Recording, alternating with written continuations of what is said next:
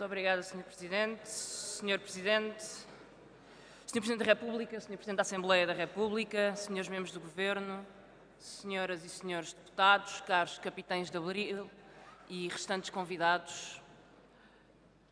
Na vila de onde eu venho há uma feira anual com 445 anos de história. Em criança lembro-me que esperávamos ansiosos pelos primeiros caminhões que traziam os carrosséis e a partir daí as estacas e as bancas iam-se estendendo pelas ruas. Os cestos ficavam em frente ao castelo, os frutos secos na rua da escola, as roupas iam até à fábrica das peles e no centro de tudo o Largo da Feira, que sempre conheci com o mesmo nome, Largo General Humberto Delgado. Naquele largo corri entre crianças desassombradas, que nunca tiveram de fugir ou aprender a medir as palavras. Com o tempo percebi que no Alentejo basta olhar para trás do ombro para ver as marcas da miséria e da violência que não estão assim tão distantes. Na casa onde cresci vivia um homem que não era alentejano, mas cujas histórias de pobreza, de trabalho e de resistência ouvi como testemunhos de outra vida. O 25 de Abril foi o dia mais feliz da sua vida. E agora que penso nisso, o dia mais feliz para toda a gente que entrava em nossa casa em Alvito. Hoje, dia 25 de Abril, celebramos os 51 anos da Revolução, porque a democracia tem de saber o dia em que nasceu. Que o Governo entenda que esta celebração pode ser adiada é só a triste confirmação que nem o dia mais feliz consegue iluminar todo o futuro de um povo. Durante meio século,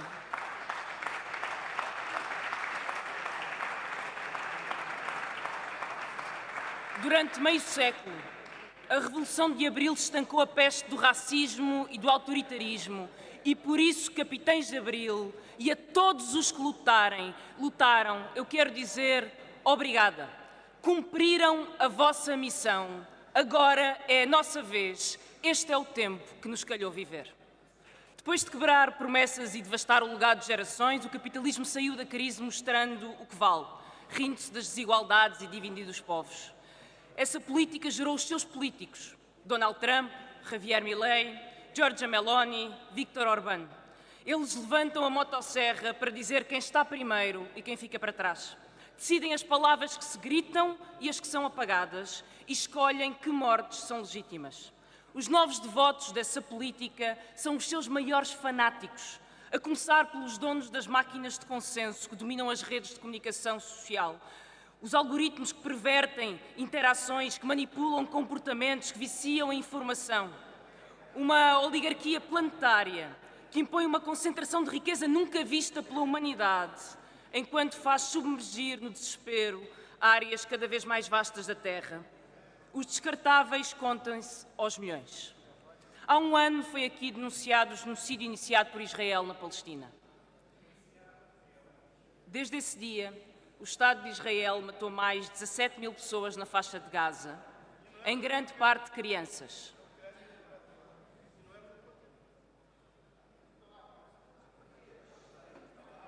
A indiferença da Europa perante o crime a que assiste em direto prova que a política dos novos fascismos faz caminho. Quando olhamos para gente como nós e não nos reconhecemos, não foram eles que perderam a humanidade, fomos nós. E é por isso que Gaza é a fronteira da humanidade.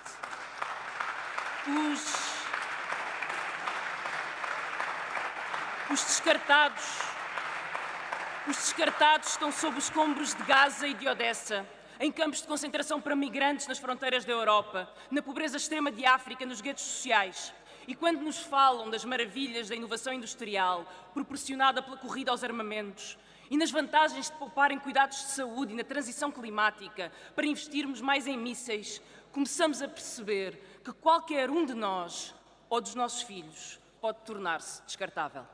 Sr. Primeiro-Ministro, de que serve adiar as comemorações do 25 de Abril se as palavras de Francisco são tão cinicamente ignoradas?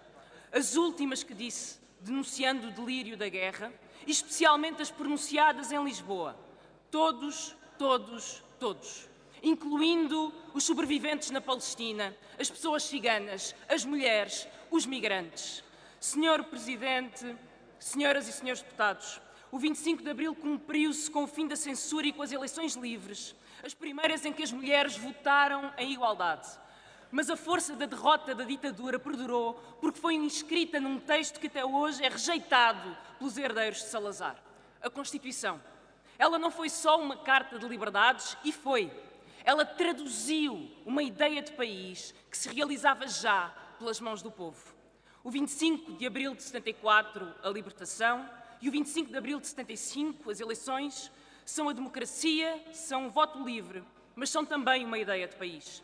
Um povo que jurou nunca mais ter que medir as palavras, que não sabia sequer escrever, e que decidiu que a escola, a saúde e a casa eram para todos, todos, todos.